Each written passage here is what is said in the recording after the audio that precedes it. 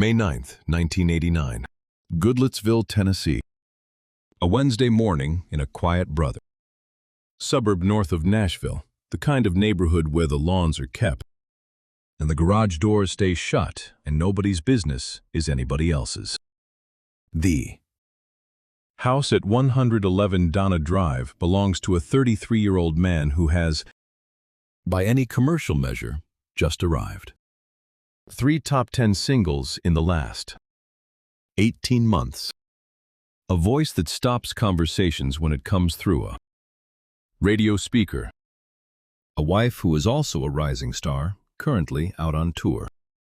The house is quiet. Has been quiet by the looks of it for some time. He doesn't know, cannot know, that when his wife calls to check in, no one will pick up. He doesn't know that the number the coroner will write on his report, 0.47, will become in certain circles the most cited fact about him, more cited than any of his chart positions, more cited than his voice, more cited than anything he actually recorded. And he doesn't know that the 2 singles released after this morning will both go to #1, that the music industry will sell hundreds of thousands of records bearing his name in the months following his death, generating more commercial momentum than his label ever managed to build, while he was alive to benefit from it. Most of what he had earned was still uncollected. All of what was coming next was too late to matter. Welcome to Country Mysteries. Keith Whitley was born on July 1st, 1955, in Sandy Hook, Kentucky, a census designation of around 1,000 people tucked into Elliott County, which has the distinction, if you want to call it that, of being one of the few counties in Kentucky that never had a railroad run through it. The county had no incorporated towns. The roads were what they were. The economy was what economies in that part of Appalachia have always been: coal, timber, and the particular kind of endurance that gets passed down through families who have no other option. His father, Elmer Whitley, worked. His mother, Fay, played music, not professionally, but in the way that music functions in rural Kentucky, which is to say, constantly and without much ceremony. Keith was the second of their 3 children, and by the time he was old enough to notice, there was a guitar in the house and a radio that stayed on. Neither detail was unusual in Elliott County in the late 1950s. What was slightly unusual was what happened when Keith was around 2 years old. He heard Hank Williams coming through that radio, and according to family accounts, walked straight to it and stood there until the song was finished. He was performing publicly by age 8. Not performing in the sense of school talent shows, performing in the sense of getting in front of adults, in actual venues and holding the room. He could walk onto any stage and make people feel like he'd been doing it his whole life, his mother Fay said years later. At 8, technically he had been doing it for most of his whole life, so perhaps the assessment is more literal than intended. By the time he was 10, he had already met Ricky Skaggs, another Kentucky kid from a neighboring county who was also being presented as something of a child prodigy in the regional bluegrass circuit. Skaggs was a year younger. The two formed a friendship that would define the early arc of both their careers, a fact that will matter considerably more in a few years when one of them gets a phone call that changes everything. Elliott County in the late 1950s and early 1960s was not the kind of place that produced country music stars. It produced miners and farmers and people who left when they could and stayed when they couldn't. The music was real, but the expectation that it would take you anywhere specific was not something you were encouraged to hold on to. Keith Whitley held on to it anyway, which either speaks to exceptional self-belief or an early and highly specific form of not listening to the people around him. Both explanations will become relevant again later. The phone call came in 1969. Keith was 13. Ralph Stanley, the Ralph. Stanley, one of the two brothers who had built the Stanley Brothers into a foundational name in American bluegrass, the man whose voice sounded like it had been carved out of a mountain and left to weather for 30 years. Heard about a kid in Elliott County who could sing. Not sing well for his age, just sing. Stanley had been running his own band, the Clinch Mountain Boys, since his brother Carter died in 1966, and he kept his ears open. He came to hear Keith perform. He offered him a spot in the band. Keith was 13 years old, and Ralph Stanley was asking him to go to work. His parents said yes. This is the part where you're supposed to say it was the break of a lifetime. And it was. It was also, if you look at it from a certain angle, a 13-year-old being taken out of school and put on the road with a professional touring band, an arrangement that would, in any other industry, require a significantly larger stack of legal documents. Country music in 1969 operated on different assumptions about that kind of thing.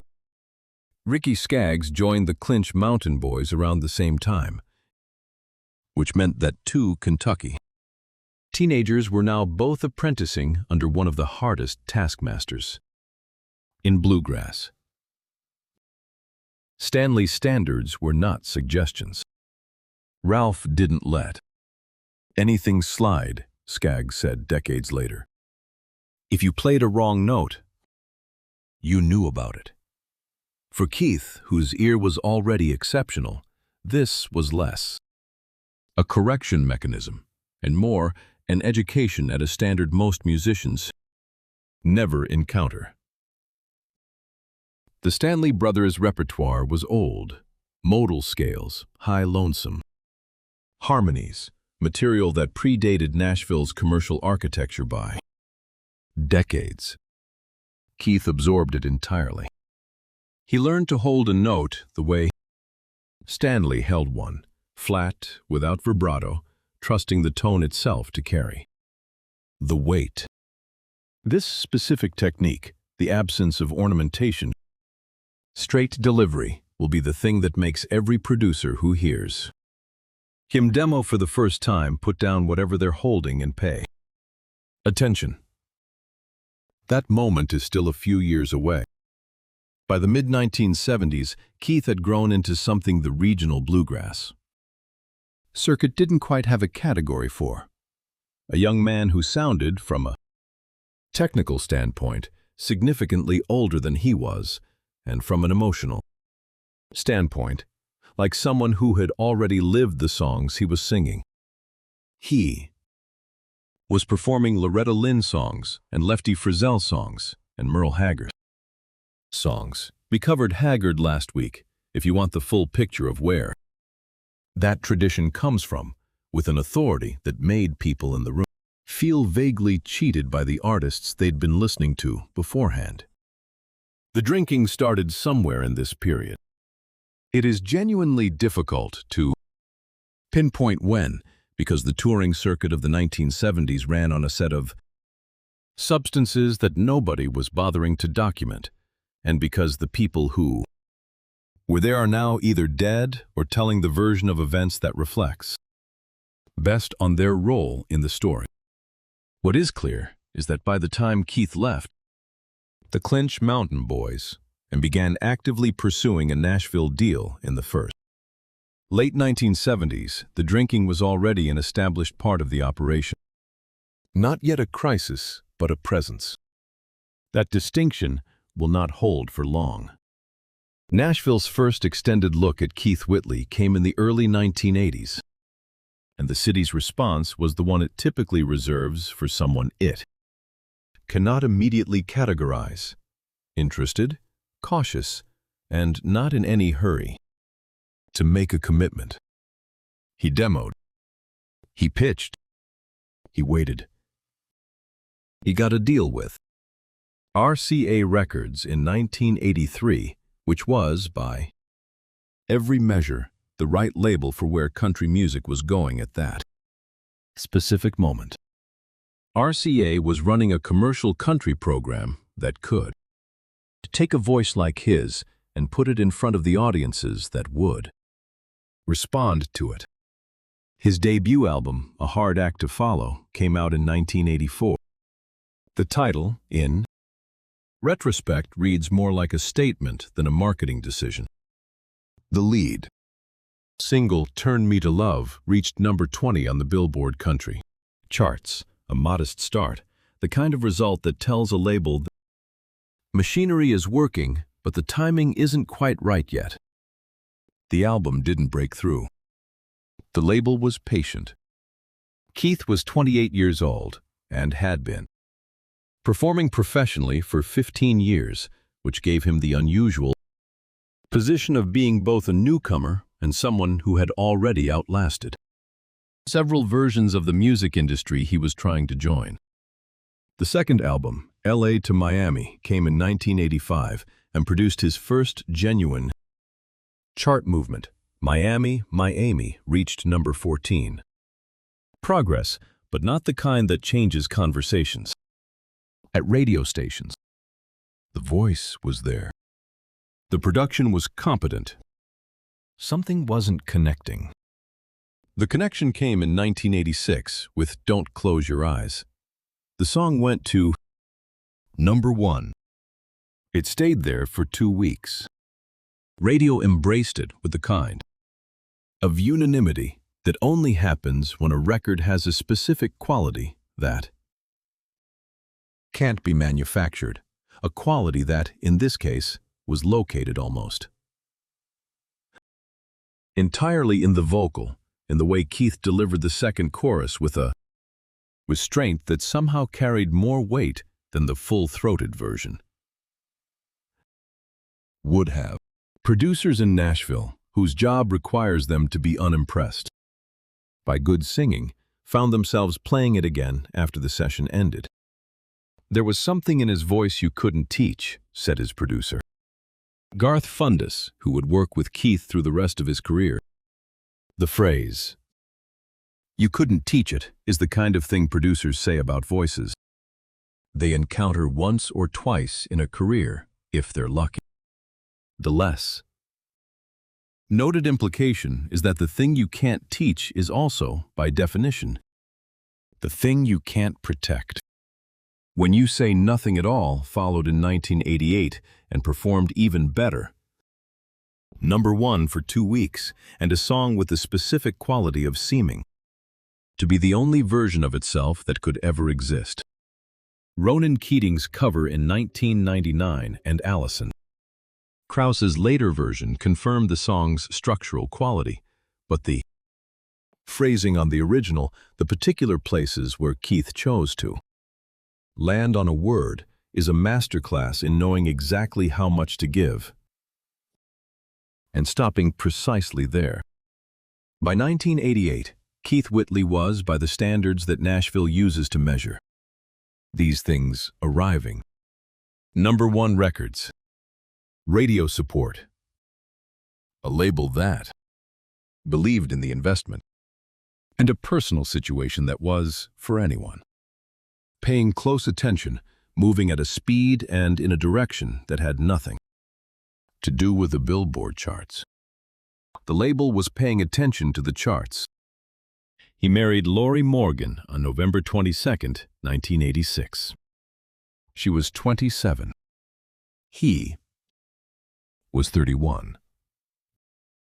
She was the daughter of George Morgan, a Grand Ole Opry star who died in 1975, which gave her a particular relationship to Nashville's institutional memory.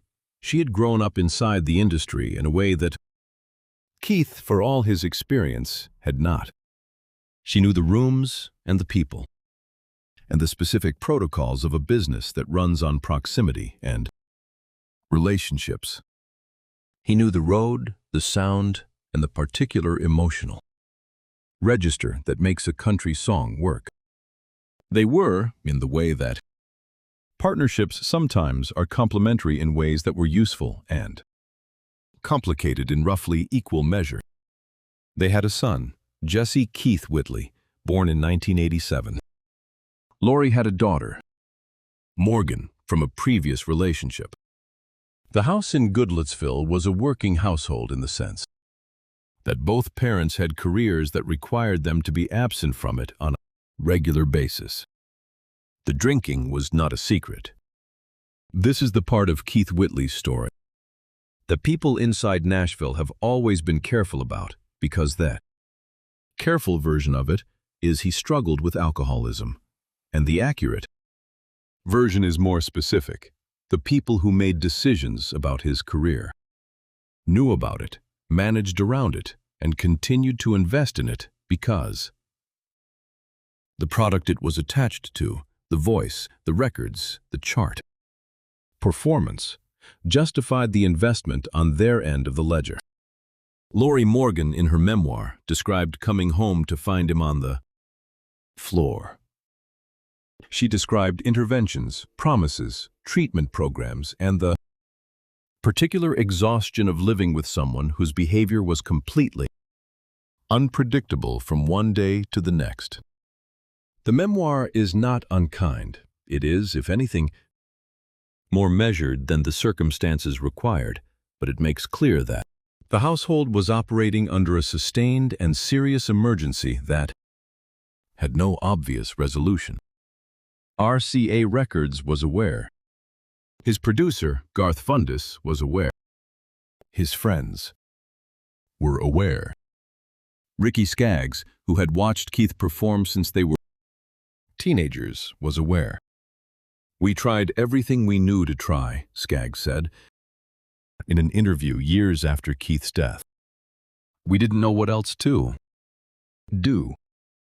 The challenge with this kind of statement, and I say this not to be uncharitable, but because it keeps coming up in every story this show covers, is that everything we knew to try and everything that was available to try are not always the same list.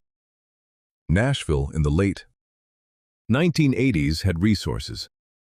The question of whether those resources were mobilized with the urgency the situation required is one that the people involved have varying answers to.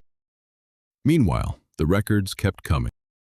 I'm No Stranger to the Rain was released in 1988 and went to #1, his third chart topper, a song about a man who has already survived the worst and expects nothing different.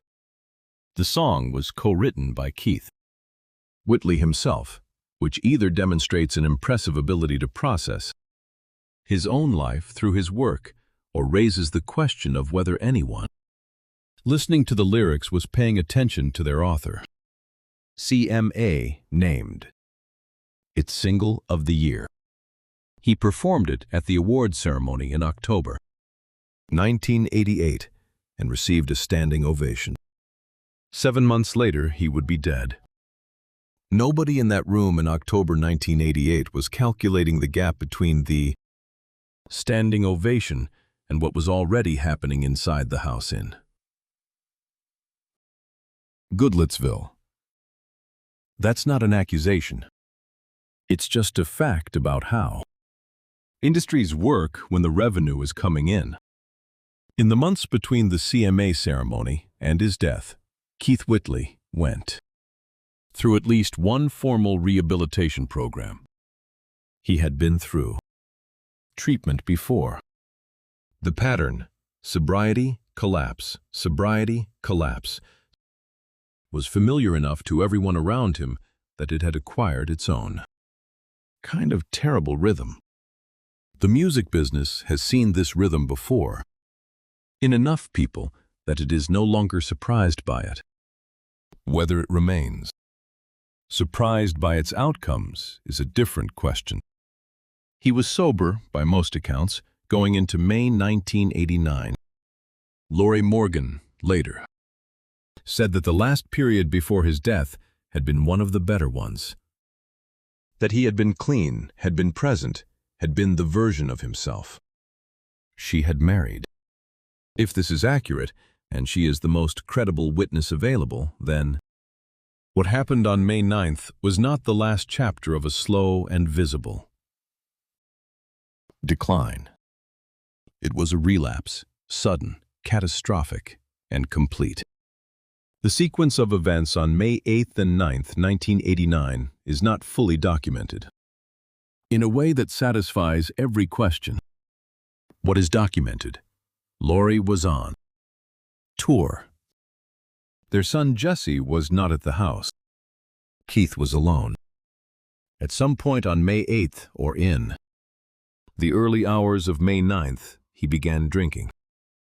By the time Lorrie called the house and got no answer, by the time someone went to check, he had been drinking for long enough that the number the coroner's office would later record 0.47 blood alcohol content had become possible. To be specific about what 0.47 means, the threshold for legal intoxication in Tennessee in 1989 was 0.10. A BAC of 0.30 is typically cited as potentially lethal. A BAC of 0.47 is not a number that results from a poor decision about when to stop. It requires a sustained, deliberate commitment to consumption that the body is simultaneously working to reject. That Keith Whitley achieved it alone in a house in the suburbs of Nashville, without anyone present to intervene, is a fact that several people in his life have spent the following decades trying to understand, without quite arriving at a sufficient explanation. The official cause of death, ruled by the medical examiner, was acute alcohol poisoning. He was found at 111 Donna Drive on the morning of May 9, 1989. He was 33 years old. He had been recording his fourth studio album. The fourth album would be finished without him. What nobody said immediately, what took years to surface in interviews, in memoirs, and the careful retrospectives that come after enough time has passed, is that there had been specific moments in the preceding months when intervention of a different kind was available.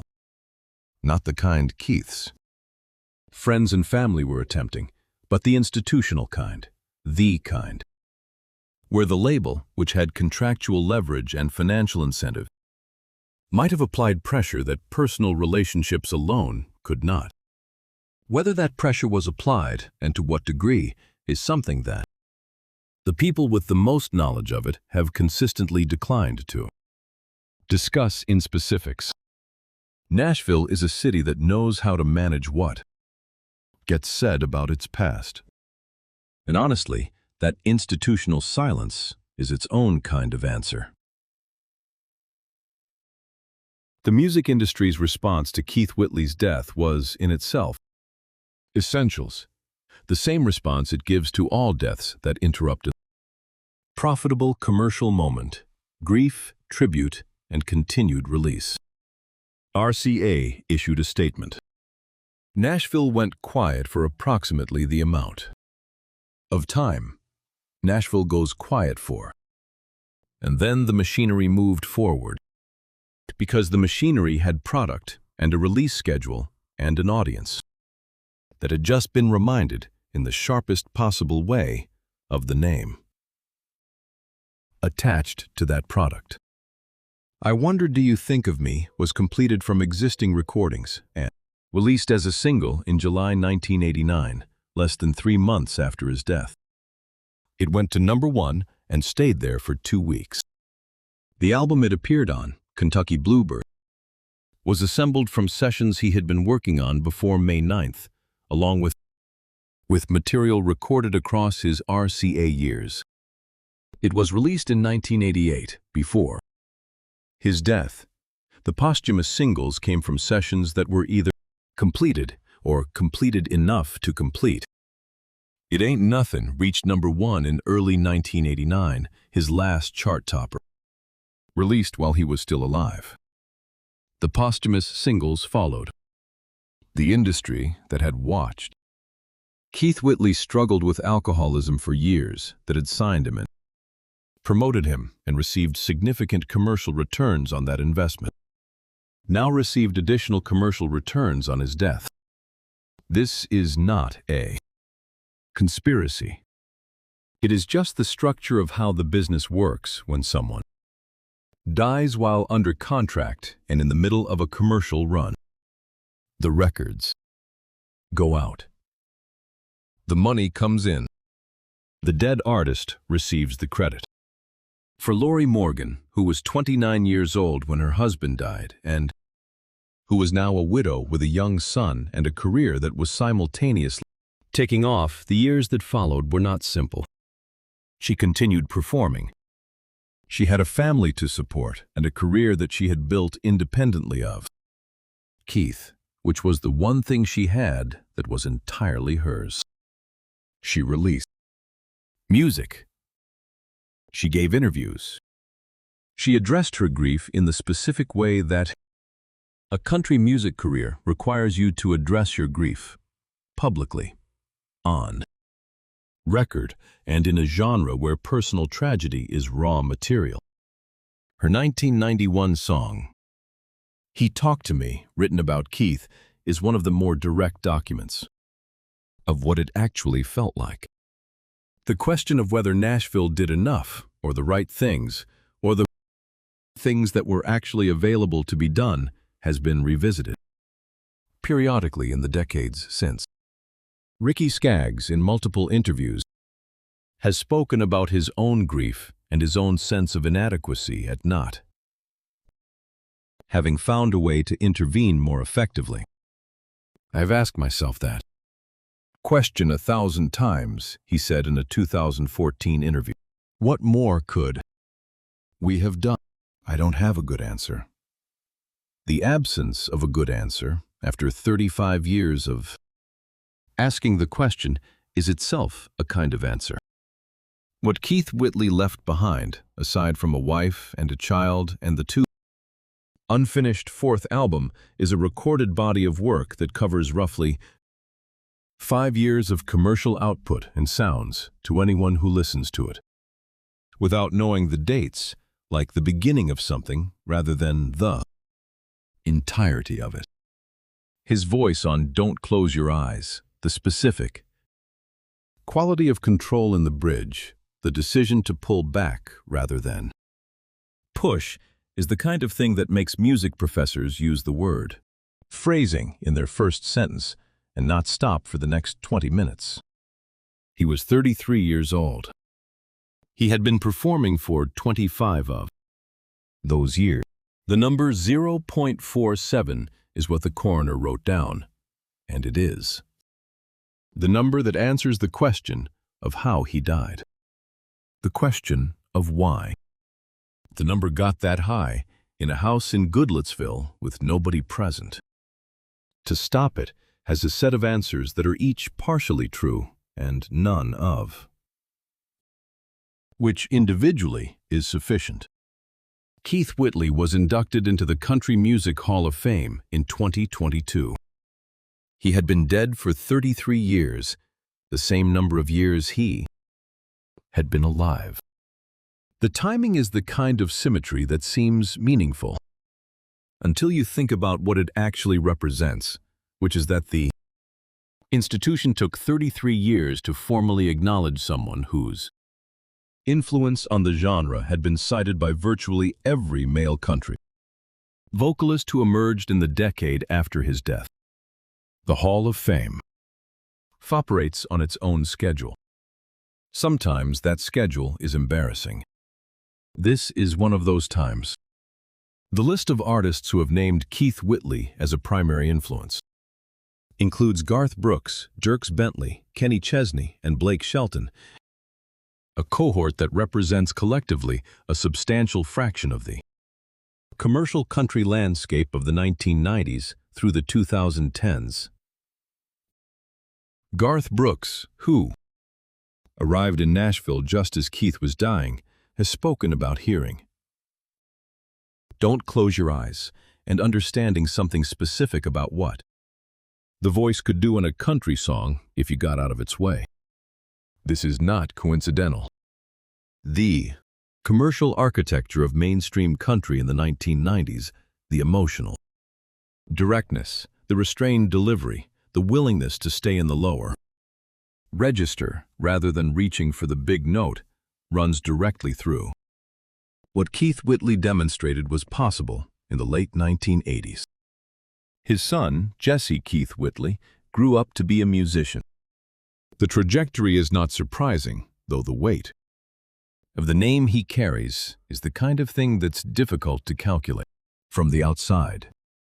Growing up as the child of a country music legend who died when you were 2 years old in a household that was also the household of another country music star, Lorrie Morgan's career ran through the 1990s.